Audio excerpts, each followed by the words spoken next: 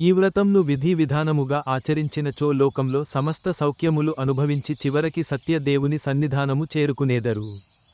స్వామి, మరి ఆ వ్రతం చేయు విధానం ఏమీ, ఆ వ్రతం చేసినచో కలుగు ఫలం ఏమీ, ఇవన్నీ సవివరముగా వివరించండి. ఓ నారదముని, ఈ వ్రతం చేసినచో ప్రజల కష్టములు విచారములు పోగొట్టును, ధన ధాన్యములు వృద్ధిని అందించును, ముఖ్యముగా స్త్రీలకు సౌభాగ్యమును సంతానమును అందించును. మాఘమాసమున కాని కార్తీక మాసమున కాని ఈ వ్రతం చేయవచ్చును. ఏకాదశి నాడు కాని పౌర్ణిమ నాడు కాని సూర్యసంక్రమణం నాడు కాని మరి ఏ శుభదినిమునందునైన కూడా ఈ వ్రతం ఆచరించవచ్చును. ఈ వ్రతం పొద్దున్నే లేచి దంత దావనాది కాలకృత్యాలను స్నానాది నిత్యకర్మలు ఆచరించి ఈ వ్రతం చేయుటకు సంకల్పించుకోవాలి. సాయంకాల ప్రదోషకాలం గోధూళి సమయంలో స్వామికి పూజ చేయవలెను.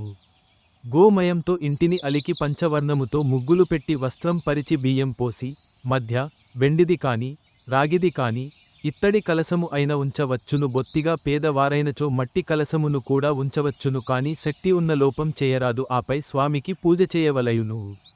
సత్యనారాయణ ప్రతిమను పంచామృతంతో శుద్ధిచేసి మండపంలో ఉంచవలయును. ఆపై గణపతి బ్రహ్మ విష్ణు శివుడు పార్వతి అను పంచలోక పాలకులను పూజించవలయును. అది దేవతా ప్రత్యధి దేవతా సహిత నవగ్రహాలను పూజించవలయును. ఇంద్రాది అష్టదిక్పాలకులని పూజించవలయును. అలాగే ఈ వ్రతమును నదీ తీరమునందు పూజించి తదుపరి స్వామి ప్రసాదం తీసుకుని స్వగృహానికి చేరుకున్న వారికి సకల సుఖములు లభించును.